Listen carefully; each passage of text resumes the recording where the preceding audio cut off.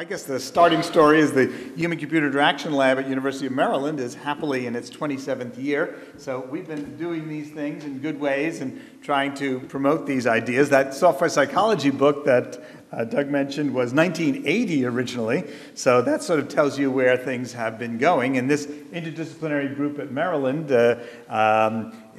combines computer science and the information studies college, which is recently, only in the past year, taken over joint ownership, but there's equal participation from many other groups on campus like psychology, sociology, political science, and the wonderfully titled Maryland Institute for Technology and the Humanities, MITH. So come visit our website where there are 450 papers and 200 videos and 40 pieces of software to download. So my background comes from the computer science side, doing database and file design and optimization techniques, but I'm moved to being, say, 20% of an experimental psychologist, and now more, let's say, 3–4% of a sociologist, and trying to study these things. The main book that over the years has been this Designing the User Interface. The first edition was 1986, and Catherine Plaisant, who's been my collaborator for more than 20 years, has joined me as co-author. And this fifth edition came out just earlier this year. And here's where the story begins, because that red indicator says there's something new on the block here, and social media was the dramatic change. There was a chapter on collaboration, for sure, in the past, but suddenly things had changed. That YouTube, which wasn't in existence when the fourth edition appeared, was suddenly number 3 on the web after Yahoo and Google. Wikipedia was number 7, and it was sort of just a beginning thing in the time of the fourth edition. And the change that you can see in the trajectory of the book, in the early stages and in that earlier book, The Software Psychology, we were talking about medical specialists, air traffic controllers, programmers, scientists, engineer users, and suddenly, look around, there's 4.5 billion people with cell phones. And they are the users we talk about. And they are social. Now, the computer science field doesn't quite get social, which is sort of the theme, and sort of is slow to wake up to it. By the studies, the professionals in computing and information sciences have the highest degree of introversion of any discipline study. Now, it doesn't mean they're weird, although sometimes they are, but their strategy for solving problems is to work on their own. And in general, the strategy for most people of solving problems is to work with somebody else or to talk to somebody else. And so the social media have become a really dominant force. Okay, and that's where we're going with this. The other sort of bullets here, that search and visualization each gain their own chapter as becoming major topics. Just sort of going back a little bit where we came from. I mean, we worked, and Maryland has the wonderful opportunity of being inside the Beltway and on the DC Metro. So we're just a metro ride away from working with Library of Congress, Library of Medicine, and many other federal agencies, and we've had the pleasure of building for those professionals. We've also had the pleasure of working on nice software things that have had commercial successes like Spotfire. How many Spotfire users? Anybody? Any Spotfire? You work for Spotfire? What? I used to. You used to, all right. It's just great fascination or fun that this paper from CHI 94, which remains one of the most highly referenced in that field, with Chris Olberg, who formed the company in '97, and it grew to 200 people and then got bought a year ago. So it's, seen its success in pharmaceutical drug discovery, where all 25 of the leading pharma companies use it. This is looking at some genomic data, and it's spread to many, many other topics. So it gets used in sort of high end, and here we're seeing a little bit of the way social and collaboration works in large screen displays. And the visualization agenda is alive and well, and people are looking at larger displays, going for the 100 megapixel and the gigapixel display. And this is Chris North's work at Virginia Tech. And, some of you have seen some of our stories. Martin Wattenberg, who's here in the Boston area, now working for IBM, was the developer of this version of the tree map idea. I was a consultant for them, and it's still out there, used by millions. It shows 11 industry sectors and the about 600 stocks. The area indicates market capitalization, and the green stocks are rising and the red stocks are falling. And This is sort of a typical day, but here's an interesting day that I grabbed. Anybody see anything interesting? Yeah, you see it. It's one of those nice things. I love this example. It's right down there. There's, a sea of red, the Red Sea maybe, but there's one green, and it's not just a little green, it's bright green. And if you click on that, there's a mountain of data. There's 20-year trading history and all kinds of information. But that turned out to be the A&P Trading Company, which that day bought the Pathmark chain of stores, and it was up 5% when everybody was down. So this is where my enthusiasm for visualization comes through, because it gives you answers to questions you didn't know you had. Things just pop right out when things are right. It doesn't always go as well, but that's the kind of thing you want. Here, the pop-out's a little more subtle, and your eye may have to be trained on it, but good day for the energy sector and technology, bad day for financials and healthcare. And those distinct patterns might be hard to detect in other ways, but when you get these kind of visual overviews and you begin to experience them, you know what they're about. You'll come to know that the gold stocks are over here and they trade as a group, the defense industry is here and they trade as a group, and so those patterns begin to register on your mind as you watch these things over the years. I've had the pleasure of seeing that go to work with the Hive Group. If you want to work on it, their technology is great, and they build successful applications. This one for the Marine Corps tracks every T-shirt and tank that's shipped. The red boxes are either delayed shipments or shipments with a lot of failures, and 3,000 people use this every day to keep track of what's going on. New York Times has caught on to tree maps. In the last 2 years, they've begun using them. This fairly ambitious one shows 6 variables about the U.S. Car and truck sales, what's rising, what's falling, whether trucks or cars are up or down, whether domestic or foreign versions are moving, and so it's just satisfying to see some of these ideas go to work. Just one other comment. I love to talk about the good work of my colleagues, Alison Druin and Ben Peterson, the International Children's Digital Library. 3,000 of the world's best children's books, scanned, free. The books are in 52 languages. The interface is in 16 languages. And it's a worldwide success story that, has just a wonderful way of building learning and understanding across cultures, across languages. If you get a chance, take a look at it. Some novel kind of search things like books with red covers or books with happy endings or, all kinds of other things about the books that you can search for that kids want to look for. So that's a little bit of the spectrum of what the lab does at Maryland. But tonight is about social media. And this, if we're going to get our usual form of getting definitions, is go to Wikipedia, and they're pretty good. And it tells you that social media span these different things, the blogs, the microblogs, Facebook, and I saw Elizabeth Churchill's title of Twit Face. What was it? A Flick Twit Face Space, right, was clever. And so you'll get to hear more about that. But the remarkable growth of these websites, Facebook's crossed 300 million users, and one by one, these sites are taking on, huge impacts and large numbers of people.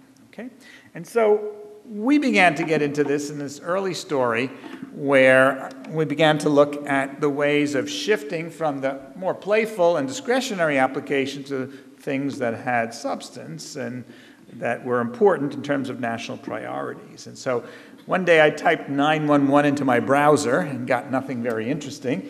I typed 911 to Google and didn't do any better. And it seemed to me that the opportunity for using the internet for scalable solutions to disaster response was an opportunity. I mean, 911 operates by 6,100 local areas. It's paid for by your telephone fees, and it's 2 to 14 people working in shifts to make a successful story. And it's great if there's a car accident or a health emergency and things like that, but when Katrina or September 11th happened, it just doesn't scale. And so we began to ask the question, and this was a one-page article in Science, February 16th, a sort of important date, And we call for, this is Jenny Priest, who's my wife, and I hope you know her work as well in online communities. She brought me into these things. But we were proposing three things: that residents could report problems that occurred,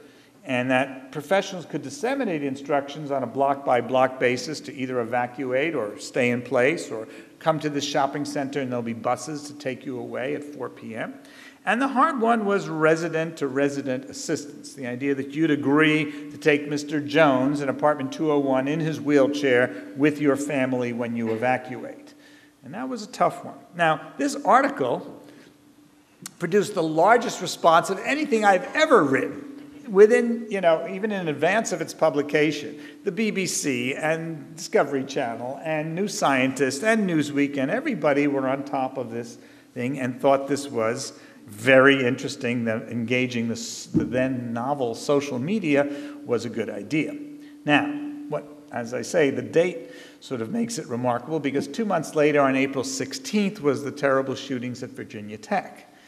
And I still get chills when I tell this story, but just sort of people wondered at that point, if you know the story, that on the two first shootings occurred at 7:15 in the morning, and the remaining 30 that were killed were at 9:45. And people wondered if there had been some way to alert the community within those 2.5 hours whether the day might have gone a different way.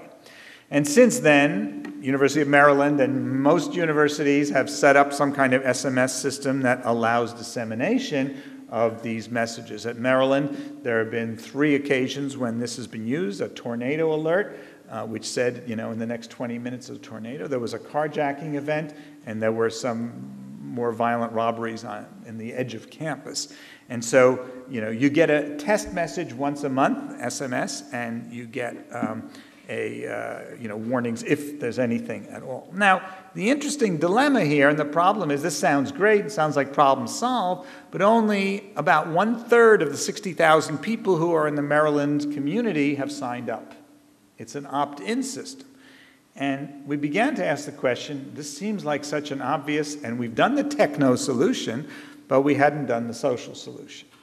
And so we began to ask those questions. Now, for that Science article, they wanted a graphic, so we honored that request and built this mock-up of what a website might be that would have local information and reporting capabilities. And so we've then built more ambitious prototypes, but that was the web solution. The mobile solution was the idea of, if there is a shooter on campus, you fall to the ground, you hit *9 on your phone, it sends an SMS message with your location and the timestamp. The central control facility aggregates the hundreds of these messages that are coming in, and the local facilities or services can begin to know how to take action on that. So we began to develop the strategies for making that a reality. But as we worked through this, we realized, that there's a challenge here. We're sort of moving forward with some interesting ideas, but, how do we motivate the participation of people, even in something as significant as disaster reporting? Now, the potential was really tantalizing from what we saw happen, and again, the Virginia Tech story, and Leisha Palin from the University of Colorado and her students studied what happened there, and the reports are really fascinating and worth looking at. In the first day, 1,500 people participated in a Wikipedia page to tell the story of what happened, and that group was able to collectively get the names of all the victims, get it complete and correct before the police or the university did. Okay? I would never have believed that, that it would be that good, that the kind of crowd activity would produce an effective, high-quality result, but it did. And so all these things become tantalizing. So if you begin to look around on the web, there are other tantalizing stories. Maybe the sort of cute one is the U.S. Geological Survey. It has a site called Did You Feel It?, which, if there's an earthquake, they want you to report where the damage is, okay? They know where the epicenter is from the seismic data, but they don't know where the buildings have collapsed and where the water floods are, and so they want the reports. Many local TV stations have storm reporting facilities. That's more well-tried and works out. Another interesting story is the Amber Alerts. 8 million people have downloaded this app for their desktop. And if a child is abducted, you get a message and you can report information to help the police. They claim more than 450 cases that they helped solve, and maybe they prevented thousands of other abductions by making people more aware. It's one of those interesting cases where it's gone from a private nonprofit, .org, into a .gov. The government has taken this on Department of Justice, and that's what we're beginning to try to understand in the Washington area. You know, these things are becoming now opportunities to explore how to take these initiatives and make them scalable and have them run in a substantive, reliable way. The California wildfires generated other interesting opportunities where both the firefighters and the residents had begun to post photographs of what was happening to provide information for each other. Good start, but unless you know which way the camera's facing, unless you can organize them by time and by location, it's pretty chaotic. So with some small fixes, Flickr could maybe become that disaster support tool that we're talking about. Now, there's other problems in terms of government use because Flickr's terms of service require adherence to the laws of the state of California, which is something the federal government just doesn't quite go along with. And so there are a number of impediments towards making this national effort that would harness the social media towards these new applications. Okay? Here, another example of reporting of wildfires and the Twitter on wildfires. Both the firefighters and the citizens were tweeting away and twittering, and were able to help coordinate their activities. But, again, Twitter goes down sometimes. Twitter gets overloaded. Twitter's kind of cluttered. And so sorting it out and making it effective for the disaster situation takes some work. Okay? Now, here's another story I love to tell. Art Hansen, 26-year-old programmer in bioinformatics and just outside of Washington in Rockville, Maryland, came to his home an hour west in Jefferson County, West Virginia, to find his house burglarized. He gets on his email and contacts his neighbors and starts talking, finds other people who have been burglarized. They compare what was stolen, what happened, anybody have any clues, anybody see anybody, and eventually they solve their own crime. So he set up this website. This is sort of a one-person effort, now 4 or 5 years old, a success story. And it allows citizens to report strange things like this one of some teenagers running their all-terrain vehicles across people's gardens, okay? Minor things that you wouldn't report to the police, but, you begin to collect the local stories. People in the homeowners associations, the civic groups, and so on begin to form relationships. They know each other, and he's built a vibrant community of only about 1,000 registered users, but many, many readers. And to become a registered user, you need to have somebody who's already a registered user recommend you. So it's a kind of tight community, but a great success story. And he's now rolled this out to a national website called the Nation of Neighbors. Take a look at that one, Nation of Neighbors. And there's 3,140 counties to go. And they won't all be as easy because finding a local advocate, getting people to work together, where the communities may be more heterogeneous, where maybe it's urban, maybe it's rural. These may all require different solutions. And he's worked on some of the hard problems of privacy and how do you prevent vigilante justice and how do you deal with the protection and a lot of serious questions, but it's a great example that I think is inspirational. There are many others on the international front. Sahana is an open source, and I would say open source projects in general are good examples of social media put to good work, but this one, especially open source disaster management system on an international level, and recovery things. Katrina help, people self-organize to help Katrina victims. Citizen Action Team here, and Sarah Kiesler and her students at Carnegie Mellon have studied Katrina's Angels. This has got all the ingredients that I think are great, the stories of hope, There's sort of individual stories, there's ways to form leadership, they've got their governance structure, and their papers really reveal the difference between some of the groups that quickly form, they get active and they get going, and they get something done, but they don't sustain. And the others that maybe took a little more time to form, they developed a governance structure, they had a larger and more stable set of people, and they were able to endure. Remember that most social media sites don't last. And it is not true that if you build it, they will come. There's a lot to be understood, and that's where I'm going. This was another idea that several of us had. I had looked at registering the site at I'mOK.com, but somebody actually took that already. At Virginia Tech, the problem was, could people report that they were okay? And if you made a web-based solution, then you would say, I'm okay, I'm at Susan's dorm room, and that'll tell your parents, your friends, your family where things are. And the police were very eager to have that information accessible.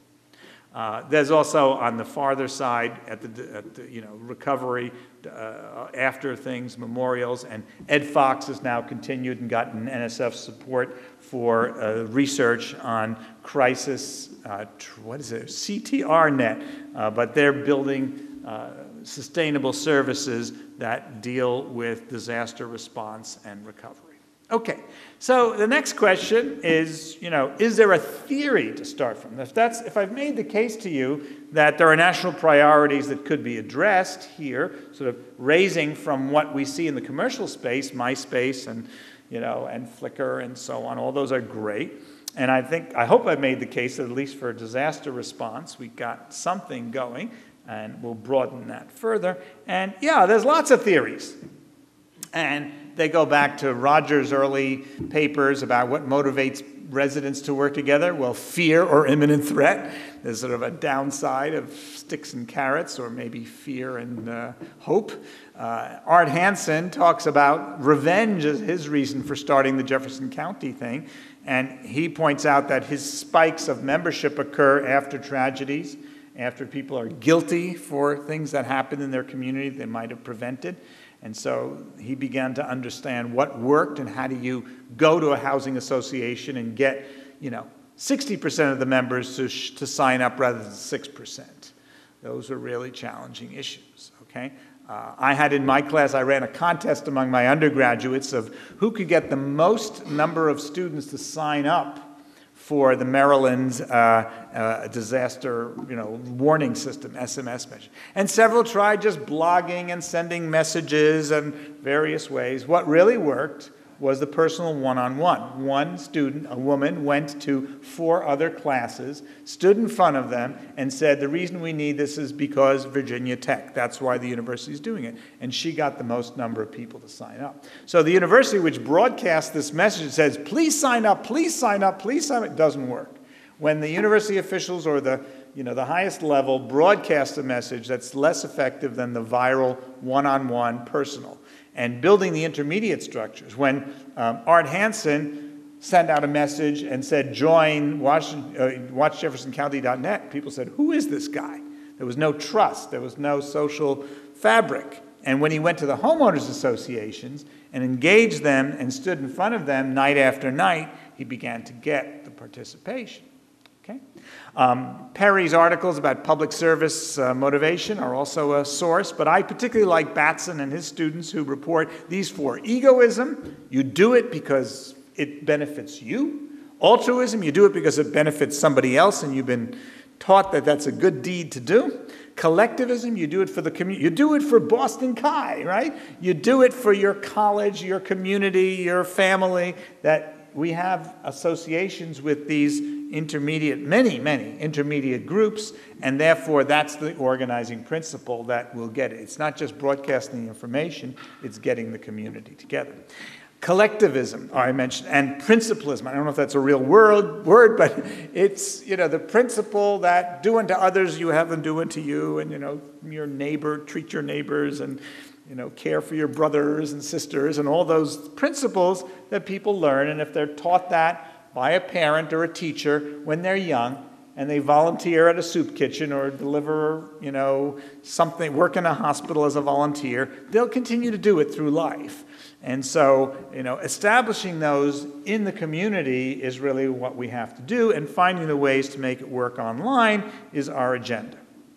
So there is a body of research that's tracked how people participate in Wikipedia and other kind of reporting or Movie Lens or other recommender sites, and health discussion groups. And this is what's usually called the funnel model. This is what's been in place over the last few years. That people become a reader, and of those, they somehow dip their toe in, as the phrase goes.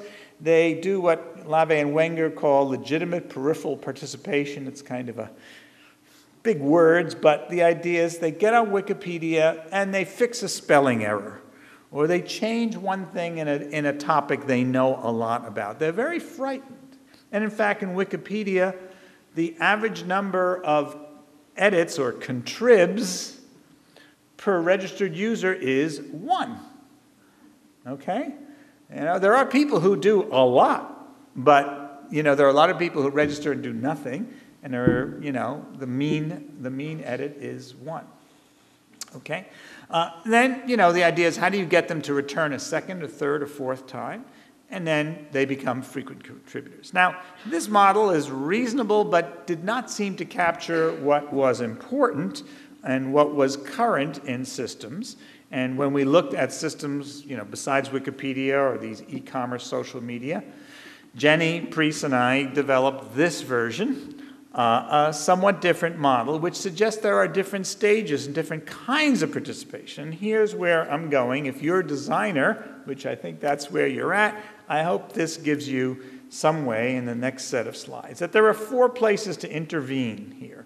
And if we look at Wikipedia, well, of all the possible internet users, about 500 million, it's estimated, have read something on Wikipedia. Of those, only 0.1% register to edit. It's pretty small. Of those, about 1% become collaborators. They become engaged in email discussions to plan new articles and groups. And of those, 1% become the 1,600 admins who run Wikipedia. Okay? And these are very different roles, and while this diagram suggests a clean flow here, of course people jump around in different ways and go back and retreat or drop out even. But it does suggest, as a designer, and that's the way I think about things, there are 4 places for you to intervene. And this paper that's free on the web, actually I have a set of handouts which have this on them. I should have put them there, but we'll give, for those who want at the end, if you come down, I'll give you the handout that describes these things.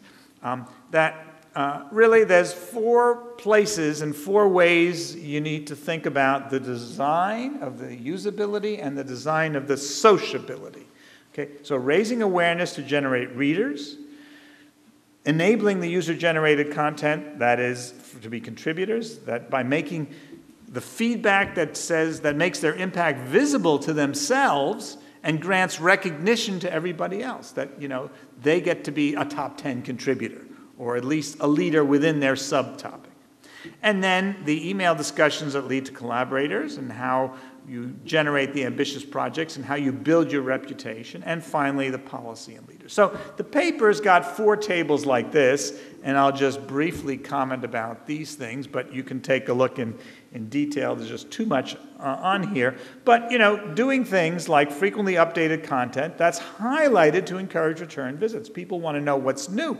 They don't want to have to go through the whole site to find the new stuff. Support for newcomers, tutorials, animated demos. These are the best ways, a Camtasia screen capture with 1 or 2 minutes that tells you how to get on and how to get started. That shows you that it's really easy, because there's a high degree of fear and worry about people about editing on a wiki, even. Unless they've had the experience, you'll find that people are very reluctant to do it. I mean, all of you are proficient, I'm sure, but the typical user is quite frightened to edit a wiki page. Then clear navigation paths that give them a sense of mastery and control. The idea of building for a wide range of users. You'll know me championing the cause of universal usability for all the different kind of users, and then a variety of searching and reading and browsing tools. That the sociability is the same issues, there are design, how do you make understandable norms and policies, okay? Norms are more the implicit experience of what it's like to be in the community that's spread. The policies are maybe explicit ones. If you get too heavy-handed on policies, it drives people away. If you get too light and everything is by social norms, then newcomers are really unsure what to do until somebody says, we don't behave like that here, and then they feel uncomfortable. So there's a whole set of things, charismatic leaders with visionary goals. I mean, Jimmy Wales of Wikipedia served that role, and Art Hansen did on the Watch Jefferson County. But how do we create that sense without being overbearing? And certainly Jimmy Wales gets his fair share of attacks for being too heavy-handed if he tries to step in and do anything. How do you ensure safety and privacy? So, again, if you look at the paper, you'll see there's, again, how do you become a contributor? We think there's a set of design principles that are needed on the usability side and the sociability, the recognition for the highest quality and the highest quantity of contributions. On the Microsoft Most Valuable Professionals page, the most frequent contributors are not really the best. Okay? It's sort of a little step down from those. There are some people who, answer lots of questions, but they're not good answers. And we know that because the discussion keeps going. The people who end discussion, who, give the answers, are not quite as active. They're less, but you can find them. And if you look for the patterns, Mark Smith's documented the answer people who have a very unique characteristic. They will answer 100 or 200 questions a day, and they never ask a question. It's a remarkable profile that's easily spottable in any social network tool. And so, you find on some of these sites such an extreme distribution that 2% of the participants do 90% of the work. It's not an 80-20 rule, it's a 92 rule, There's that kind of a divergence, a huge power law about it, and a very long tail, a lot of people who do little things. And you need to support both those people who do a lot and the people who do a little. And those are very different communities and very different design principles. Okay, the collaborators are really valuable. They create the glue. They get people talking. They raise new issues. They stimulate discussions. But they have to find each other. And most sites don't have good tools that support collaboration. Even finding fellow people, okay? Finding people like you or people who have a shared interest. Wikipedia has done some of those things. And so they've managed to understand that that's an important challenge. They have a discussion page where the history of discussions become visible to people, and the active users become known for their expertise in an area. I attended the Wikimania conference a few years ago here in Boston. It was remarkable, 450 people for 3 days. What a wonderful, gave you inspiration of the young people of the world really pushing hard to make these things go. And they all knew each other, even though you had not met. They knew each other's reputation and who was good on this topic and that topic. And making that happen on a more reliable basis is what we have not yet solved. Okay? Then the leadership, I guess the management literature is most active in covering the strategies to support leaders, but online leadership is not that well understood. Elinor Ostrom, for example, won the Nobel Prize just a few weeks ago for her research about governance and leadership that applies in social and political situations as well as online. She's sort of a hero in the online community. It was great that she got that recognition. And it's that literature that I think we need to understand, and how to cultivate mentors, how to encourage them, how to deal with the problems that occur. Not everything that happens on these social media sites is so wonderful. And much of the job of leaders is stopping the bad things that happen. At least 5% of all edits on Wikipedia are vandalism. And reverting those in minutes and sometimes seconds is one of the things Wikipedia is famous for. It's famous for some of the problems that have come up, but if you read those stories carefully where bad, information, misleading information was entered, the time to fix was 2 to 5 minutes. It's just that remarkable. So people who care about those pages get an email or SMS that the page has been changed, they check it, and they fix the kind of problems that happen. So there's another remarkable problem that the Wikipedia design community has solved. Okay, so I just sort of leave this as sort of the basic design thing. Each of those 4 green arrows are the place that you, as a designer, can intervene. Now, these models, this model that I'm suggesting here works for the disaster response and the community things, but I think it works for the social media, for business applications, for e-commerce, and for promoting discussion in consumer groups and in health groups and in many other situations. Okay. So just, a comment about the strategies for managers, that the charismatic leader, needs to be there as well as the bottom-up initiative. And it's a real challenge to get both parts of this going, that, understanding the role of the charismatic leader, but not being too quick to do everything, and waiting for the community to come forward and making the success. So when somebody does something, the classic management strategy, you reward those who did a good deed. You don't punish or complain, but when somebody does something good, jump in and say, great work, and let them know, and let the rest of the community know, okay? The personal contact, the viral marketing, the one-on-one still remains. The human equation is still strong, and that's what works, okay? And then you can succeed also by appealing to special skills and the uniqueness of individuals. In some of the studies of Movie Lens and other movie rating groups, if you send an email that says, hey, we see you've rated a lot of documentaries and you seem to be an expert on documentaries, and we really need more ratings. Could you rate these 60 documentaries in the next 2 weeks? They'll do it. Not everyone, but it's a way that says you're special, we need your capabilities. People will respond to a community request if it's on a personal basis. The other sort of aspect here of engaging existing groups, not to work with the groups, the homeowners associations, or whatever existing groups that are in place. And then you do have to do this thing of seeding some activities to get started. So we're currently, working on that process, and I'll show you what we're up to. But the getting started process is a special moment where you have to try to make it succeed. And remember, most groups don't succeed. Okay, there are serious challenges when I raise these issues, including when we had the original article on 911.gov. There were a series of complaints that said, this'll never work. And they were concerned about privacy. They were concerned about misleading rumors. What if somebody screams wolf, essentially? And, malicious attacks. I have to fix that spelling error. Providing high reliability. If you're talking about disaster response, well, what happens when the power goes down and the internet's out? That's true. So how do you make it reliable enough? And not every disaster has, that kind of disruptive effect. The internet is still a workable environment, but that's something you have to think about. And if we're going to go to a national priority, then, the outages that Facebook had and Google had even recently, a half hour down, just are not okay if we're going to make it reliable. And then, how do we make sure that people with disabilities and limitations of all kinds are successful?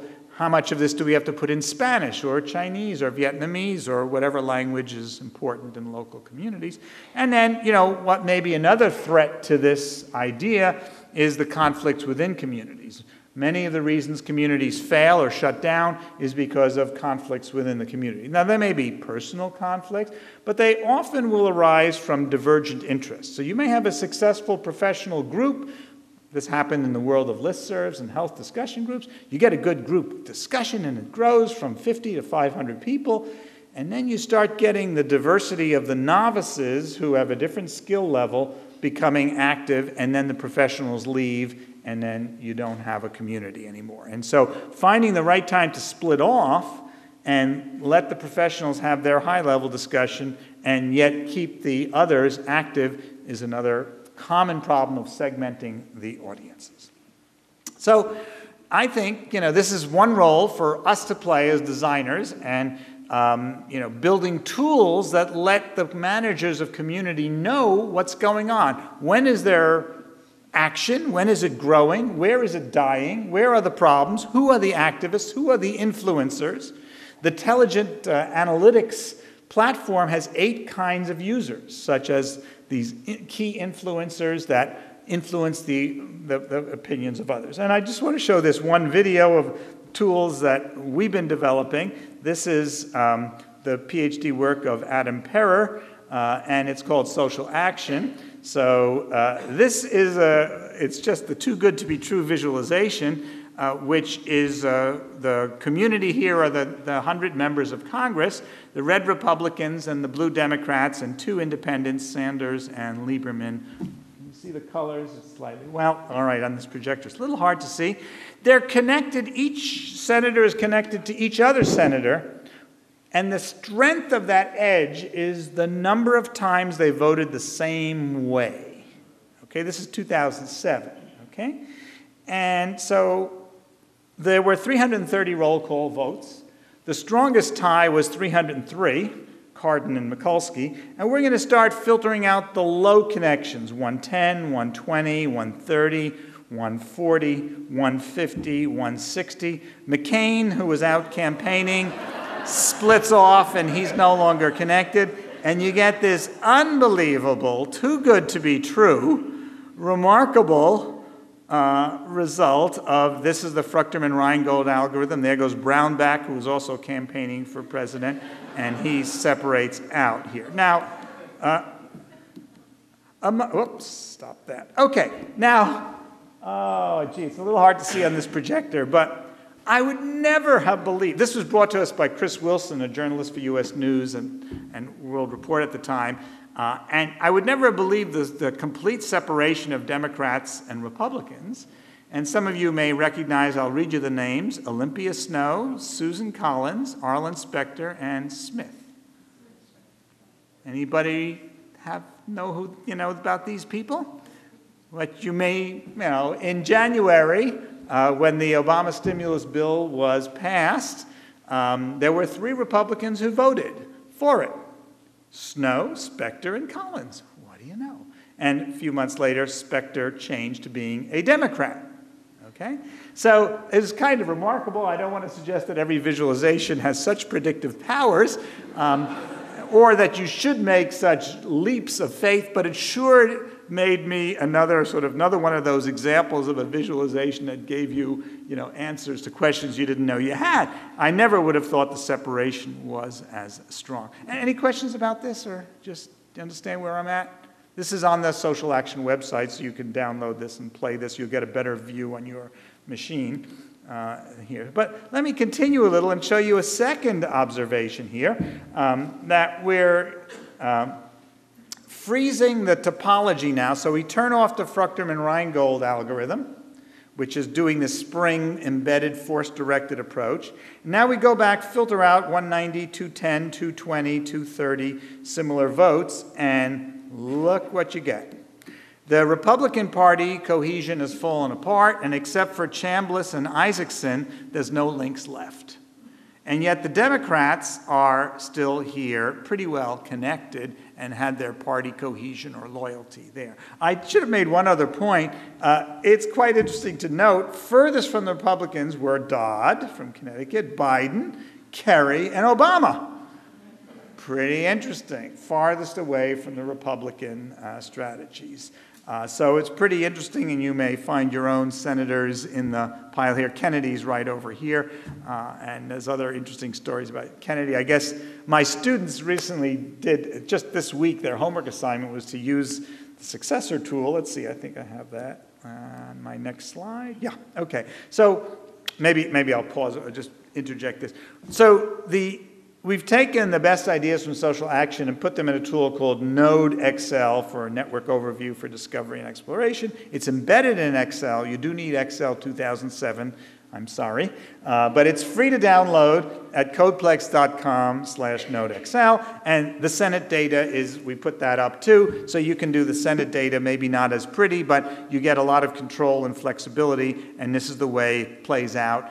There are 8 or 10 different layout algorithms that you can try in exploring the data sets. And I should have done it, but my students' class project due last Wednesday was to use Node XL. They did 15 teams of 2 students. There's just terrific stuff there that I'm just thrilled by. There's sort of 5 that are political, but they show the patterns of support within the Senate for voting platforms. They took all that data, and Kennedy was the strongest in terms of being collaborative and having people support and supporting other people's bills.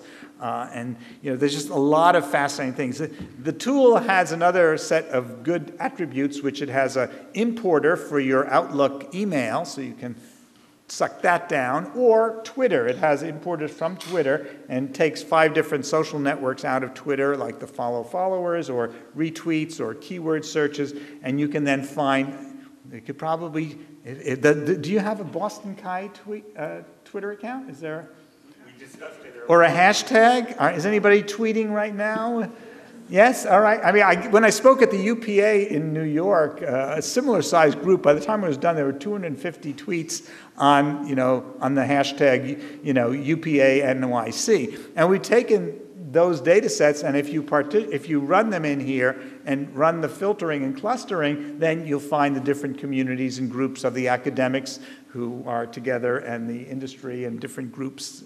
So you can follow that. And the student projects are great examples of how to go. Again, free to download. I have a flyer on this, and I give it to you for those who want. So my returning point, this is sort of the integration of my work on information visualization and trying to put this to work as a tool for managing and understanding the social network possibilities. And I think, we've seen this emergence of search engine optimization, SEO. We're certainly, I think, seeing the now following trend, which may actually be larger, of social media optimization.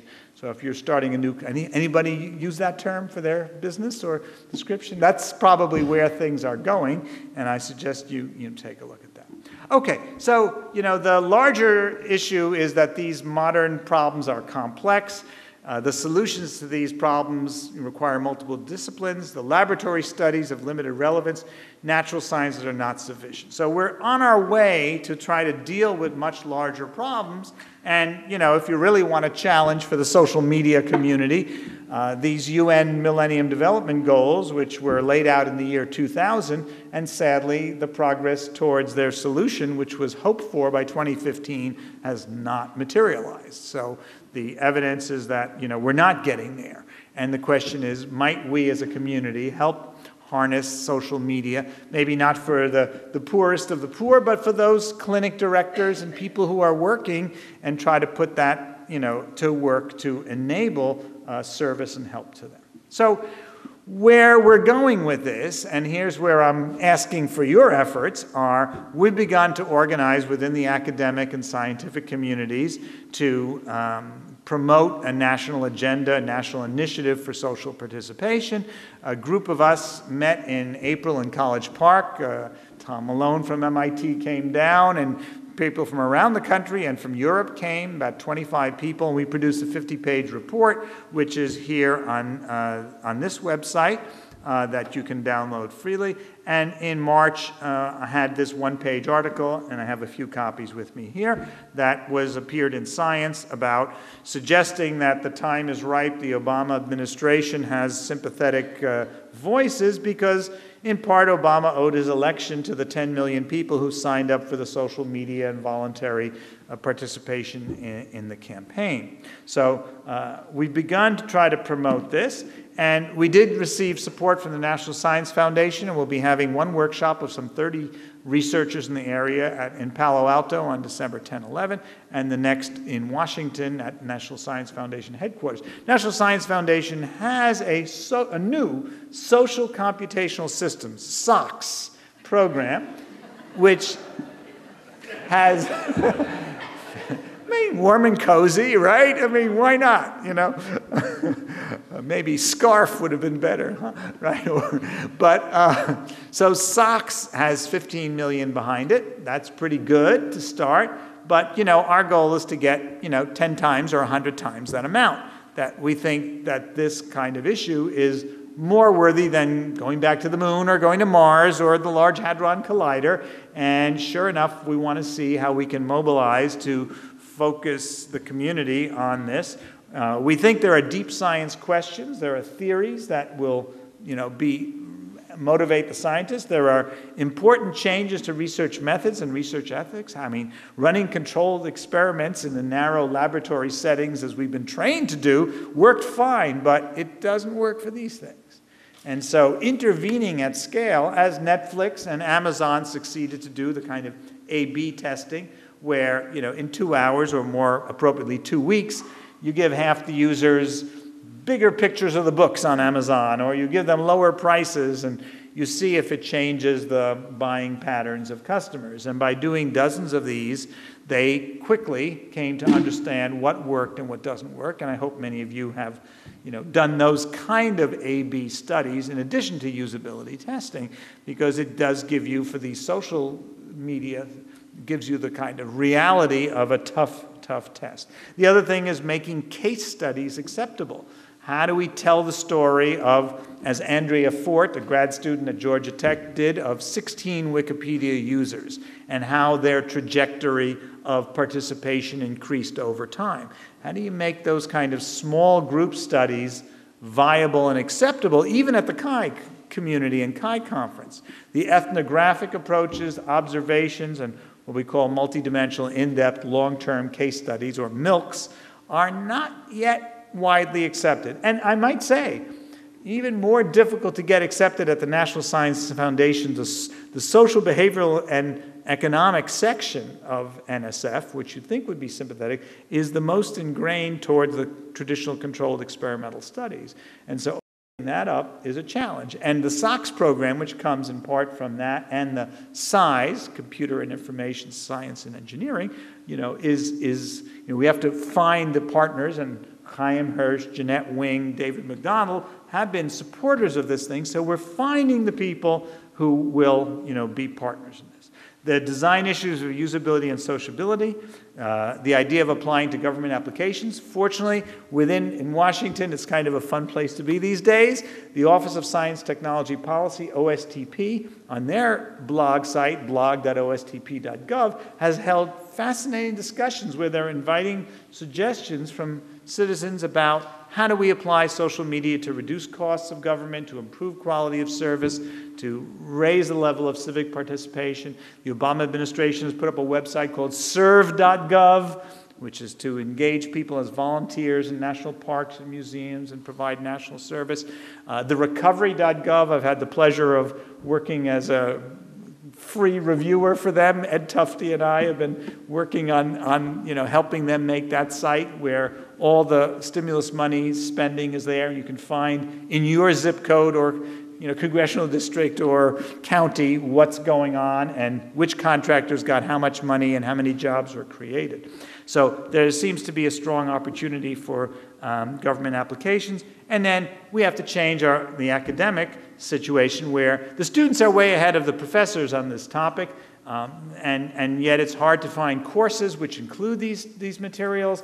It's hard to find programs where you get a degree in these materials. So in the short range, you know, we want to validate the benefits of new designs and then move from the observational and experimental to this intervention model. I think I've got I think I sort of want to rather go to the, you know, end and have discussion about it. But when I'm asked what the next killer app is, I say trust, empathy, responsibility, and privacy. To me, these are the things that we have to solve if we're going to find a way forward. We don't even know how to measure them right now. I can't tell you if I increase the trust, do I reduce the privacy or increase the responsibility? I barely know the directions. I don't know how to measure them. But it seems to me this is where we are going for the next 100 years. You know, when Newton talked about color in light, he didn't know about wavelengths and angstroms and so on. And we don't know yet how to measure these things, but moving down the road and shifting the conversation from Moore's law, you know, from gigaflops or petaflops and gigabytes into gigacontribs and petacollabs is where we have to go. The shift from the measures of the technology to the measures of human participation. Contribs are what Wikipedia calls contributions, and I added the collabs as a sort of shorthand for the collaborations. Okay, and so, you know, there's much work to be done. It's difficult to attain all these goals, but, you know, still I'm optimistic. As you know, I'm always on that positive side. And as a national effort, you know, can we push for national institutes for collaboration or initiatives for social participation. We have NASA for space research. We have NIH for health research. And I'm suggesting the kind of massive national effort that would make it a priority and a visible source of research and funding for these kind of things. So that's the message. Let's roll. That's my story, and now it's up to you to make that happen. And I hope you'll have ideas and challenges, but I hope you'll also put your shoulder behind this idea, make it work in your communities and in the larger world. And come visit us at Maryland next year this time. Thank you.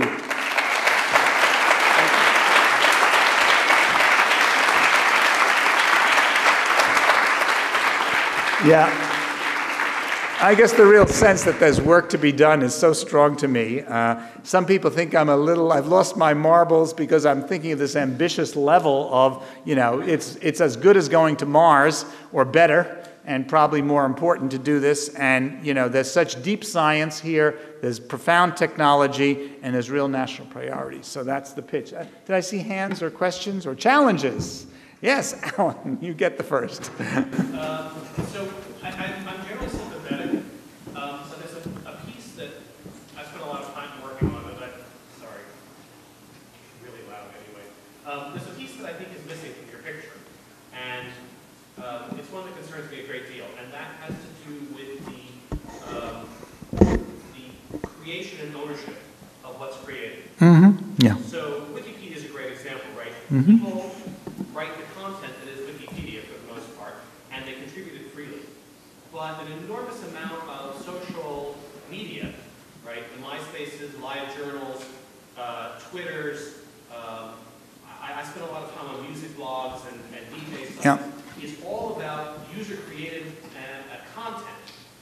And so I'm wondering where you see the place of user-created content within these larger structures. The larger structures of like Flickr or Wikipedia? No, the large structures within public policies, within the neighborhood associations, within the various initiatives that you listed out. Some of you may know Jaron Lanier, and Jaron's had this rant against social media. I had breakfast with him last week, so it's sort of fresh on my mind. I think he's got a good point. But I'm afraid he goes too far in sort of condemning the global mush of Wikipedia and the collective intelligence. I mean, I think the part I share is we want to celebrate individual initiative and accomplishment and contributions.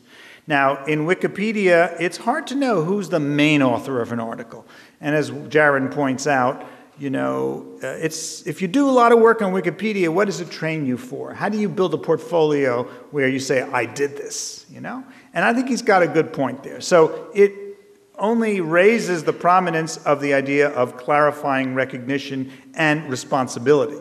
Okay? So I think, and again, I'm optimistic, but I think finding the ways to make that happen. The Wikipedia community has responded somewhat by wanting to have clearer sense of attribution and also, contribution levels. But I think, don't you think it works by having, the good parts of that, the featured article is usually labeled by a person or contributors, and or the top 10 contributors or other ways of gaining visible recognition.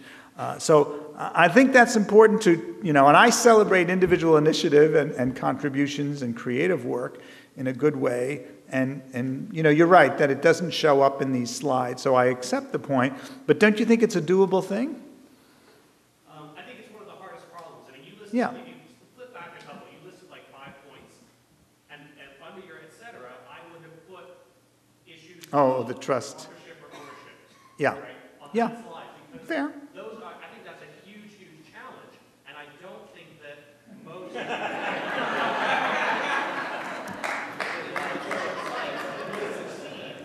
without solving those problems. Thank you. And this is a great example, right? So I contributed an idea.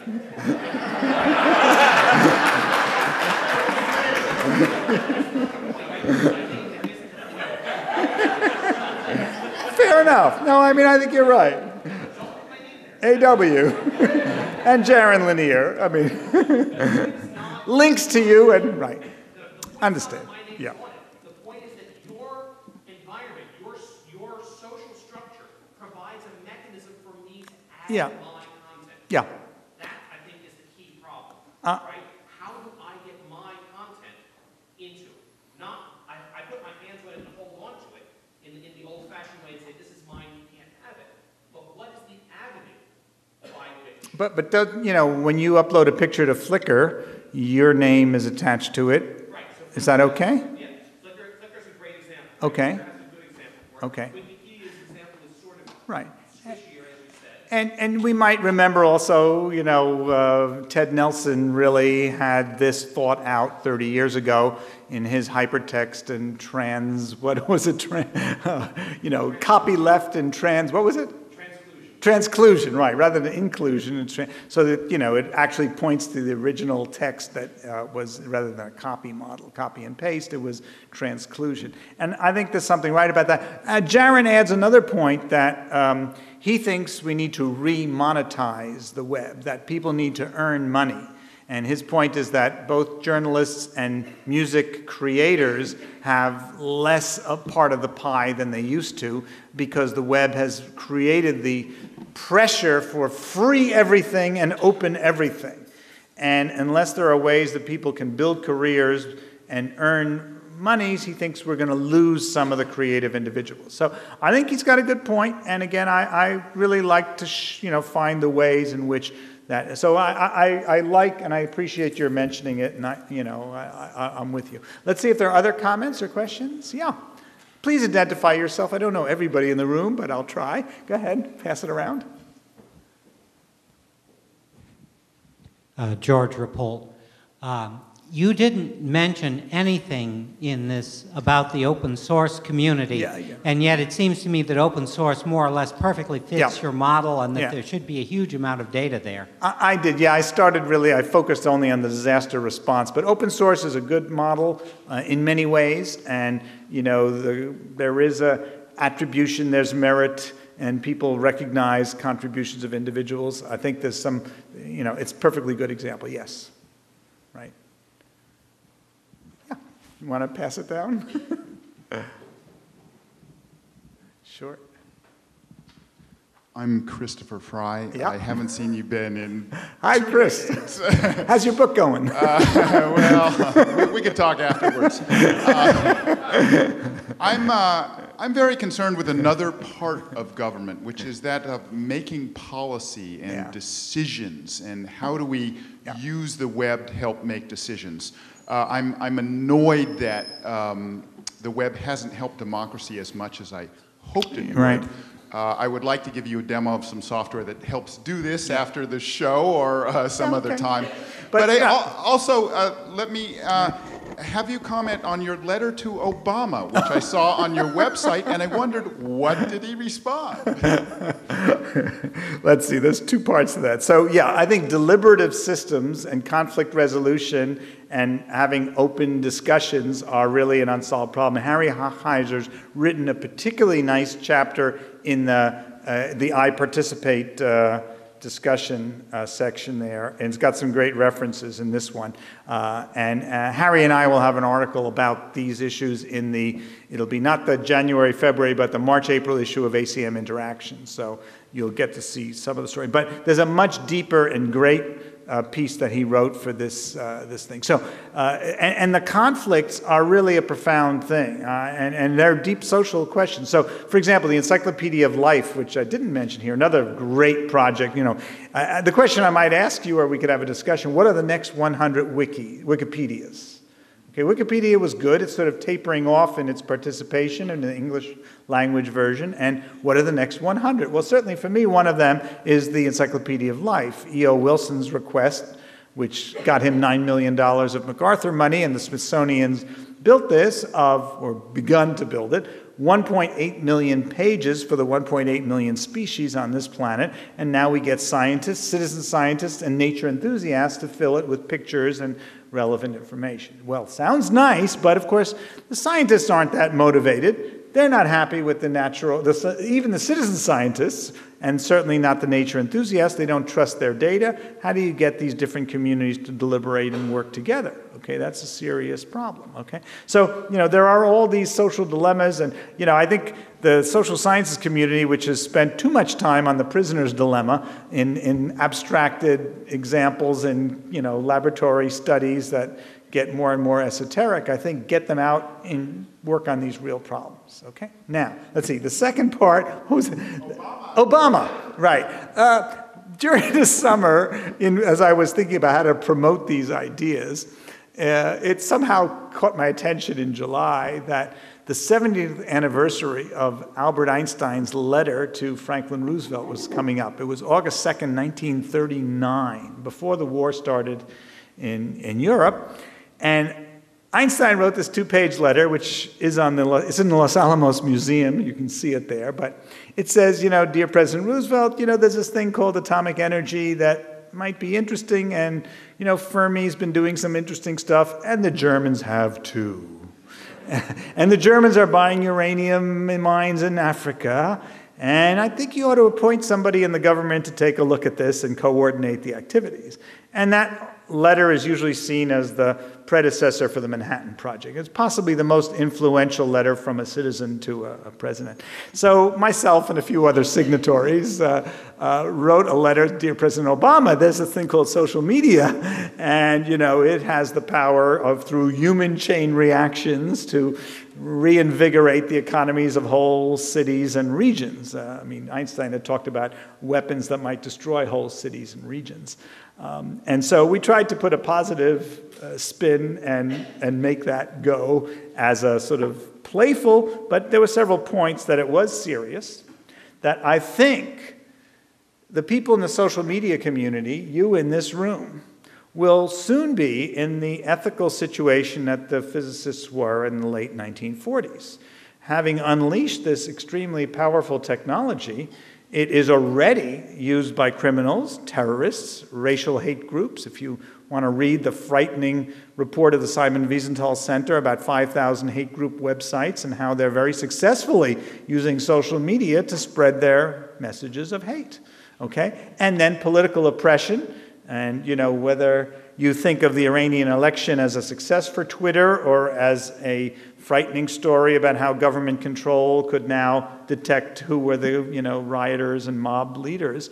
There's a lot of interesting challenges, but I think we need to address this because we're about to have this pretty heavy load, because I think the impact is going to be as much as nuclear energy. Okay, so that was the letter. It was published in Government Computer News. It generated a modest response of enthusiasm and reaction. It did not get a response from Obama. After all, it was the end of July, so everybody was out of Washington anyway. But I'm glad you noticed it, and pass it on. tweet about it too, and spread the word. And there's a link from my homepage, or if you search on Einstein, Obama, and Shneiderman, you'll find it. Thank you. Other questions? Bill, you want to pass the mic around? Just, you choose. Tell me who to. Whoever. Who's right there.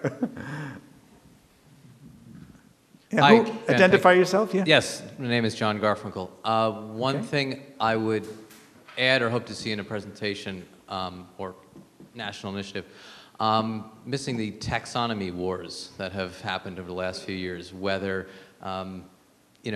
you have all these tweets, Facebook updates, how do you organize them? The folksonomy answer is everyone come up with their own tag, whatever's popular. And if you don't have taxonomy, you don't have any agreed upon priority urgency. Yeah. Twitter and Facebook have not figured out urgency yet. So it depends how many followers you have and how... It's certainly an issue. Thanks. I mean, I sort of come down on the side of controlled vocabularies and sort of more structured thesauri, and but I must say I'm charmed by the folksonomy, and we shouldn't ignore it. The Steve Museum effort does show that the rigid professional taxonomists have a very different mindset than the public. So we may need multiple taxonomies and multiple sets of words. And I think also the library community never quite figured out how to make effective comparisons and give us a theory about how to improve taxonomies or thesauri over time. There's really good efforts here. The ontology community and the semantic web, I think, abdicate their, they say just let the machines do it, and I don't think that works. I think you need to have a social discussion among those who are participating, so I think you need open taxonomies, open thesauri, and a social community that works through the differences, resolves it, and makes it move on. Now, the gene ontology has some elements there that may give you hope. Every month they produce a new version that, updates based on the current knowledge about which genes do what.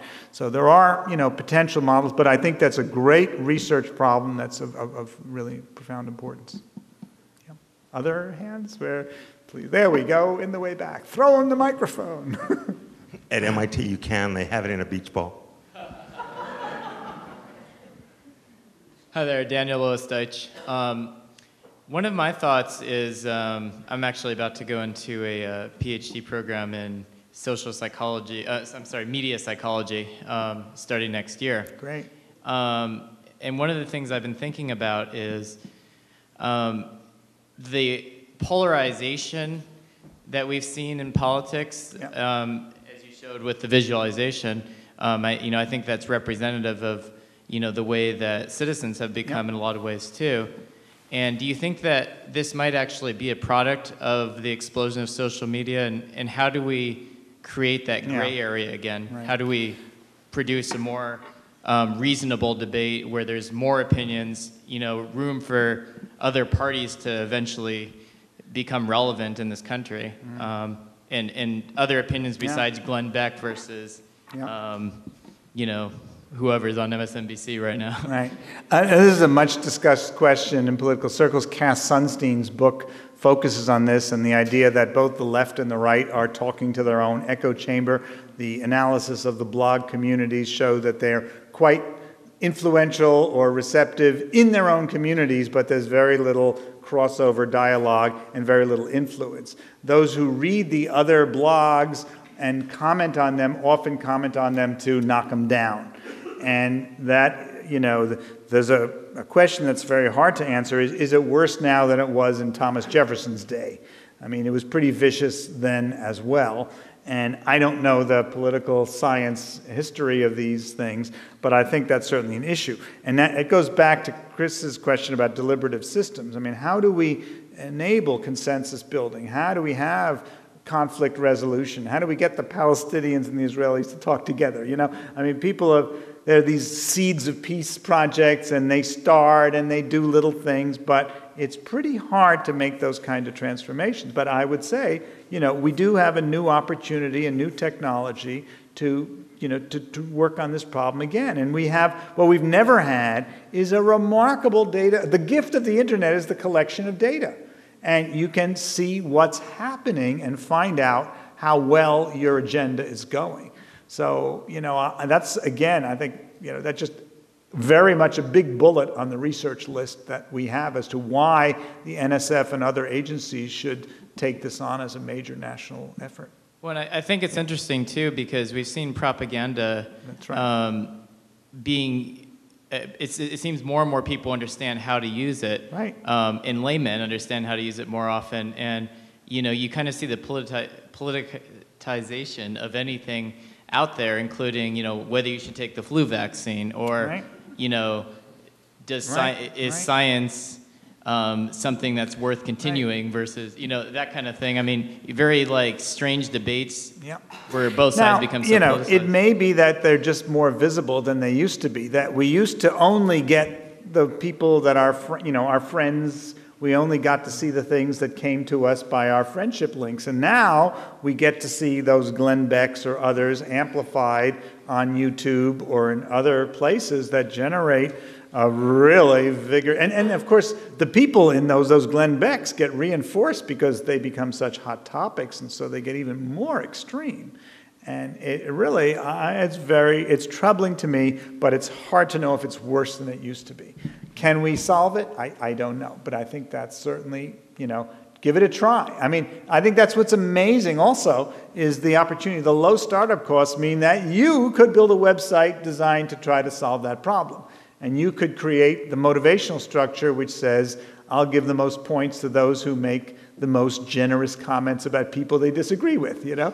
I mean, you know, maybe that's the way you do it. You create a community of people who believe in consensus, and you make that an issue. So I think there's many creative problems to be solved. Let's try some other hands, and thank you for staying with it and all your good questions, challenges, and ideas. I think we have time for one or two more. All right.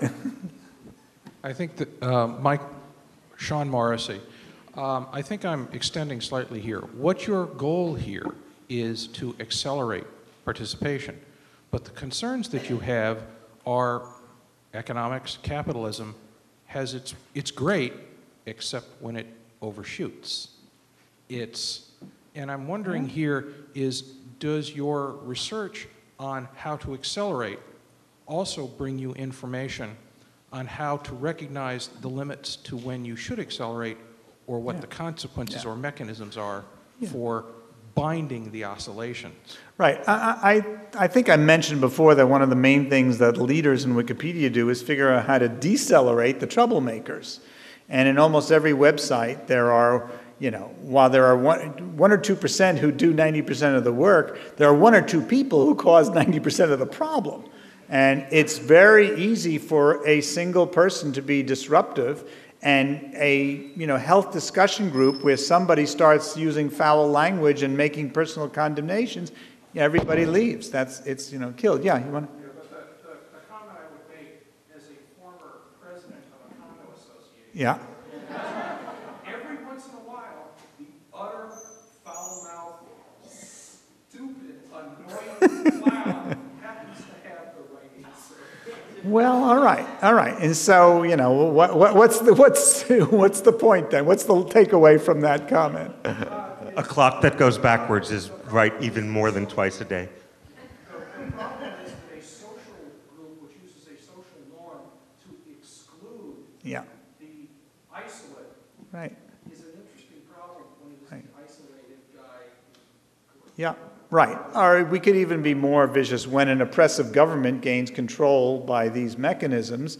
I mean, what are we to say? They now have more power for control and for being, oppressive to their citizens. So, that is real dilemma. Now, I've thought long and hard about, that issue. The only thing I can tell you is my belief is that open systems are really much harder to control. So wherever we can push for open government, open participation, equity, multiple voices, I think we have a better chance. Now, at the same time, we need that, that the group should also be able to control the extreme ones as well. You don't want to, don't scream fire in the Bentley auditorium.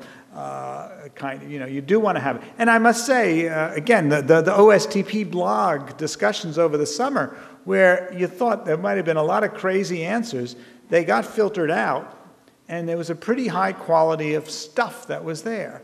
And I would say other sort of moderation systems, whether, the flawed eBay trust mechanism, but still, they have a conflict resolution mechanism. There are models to build on. Again, Harry Hochheiser's piece in here talks about these strategies and goes even much further in this discussion about all the downsides. He's kind of really good at going negative, but he does have, stories about, and he's got a, story about how it might be carried forward. Whoa!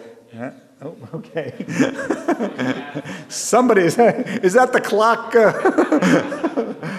All right, did we say one more, or are we done? We can do one more, and after this, I'm sure Dr. Shneiderman would be happy to let you bend his ear if you bring him some of the cake. That's right. Thank you. Peter Nelson. Okay. And my question is, at the beginning you described the number of networks that were designed to respond to emergencies, disasters, terrorist attacks, crimes, and so forth. When these are working effectively, they're good at directing people to safe places or directing emergency resources to where they're needed, and they become trusted systems. And I guess my question is, when you were listing your bullet items of issues that you have to look at going forward, one of them was malicious attacks. And the sort of malicious attack that I would envision on a system like that wouldn't be something like a denial of service attack. It would be something like hacking into it and manipulating those very things that make it an effective system. You know, the 9/11 attacks were basically co-opting a trusted system to do things. I'm wondering, in your modeling and research on those kinds of systems, have you attempted to discover ways of either preventing that or recognizing that, or how it might be sensitive to those things? I can't say I have a solution or any kind of, you know, but I've certainly, that's been a major issue. I think it's in here, you're right, that the person who becomes a trusted insider and then spreads malicious comments about others with, you know, can have enormous impacts in that. So I would say Art Hansen's stories are frightening, but also hopeful. So he deals with the case of, you know, it tells a story of these teenagers who are causing trouble and, you know, tissue paper in people's trees and trashing people's yards and so on. And, you know, finally the community reported on who these were. There were enough different reports, and he has rules about how many reports he needs before he talks to the police or gets people going. And so they collected and they found out who it was and they reported it. And then he gets an email from the parents of the teenagers saying, "Who squealed on my son?" Okay? Now, you know, that one's sort of, and of course he doesn't tell, but, you know, it's a little more serious when it's the drug dealer in town who gets outed by the community, and the drug dealer comes calling to Art Hansen's house and says, you know, "Give me your password, I want to know who squealed on my group." Okay? So these are real problems. I mean, I don't want to minimize them. They've always, human dilemma, living in communities are real challenges. I remind you, with all the glow and positive stuff about crowdsourcing and Clay Shirky's wonderful enthusiasm and all these other things, there are real dangerous downsides. We're playing with very powerful technologies. We as a community have a responsibility to have these discussions and do the best we can to try to anticipate these downsides and do what we can to make it work. Everybody does a little, we can make it happen. Thank you. Good night.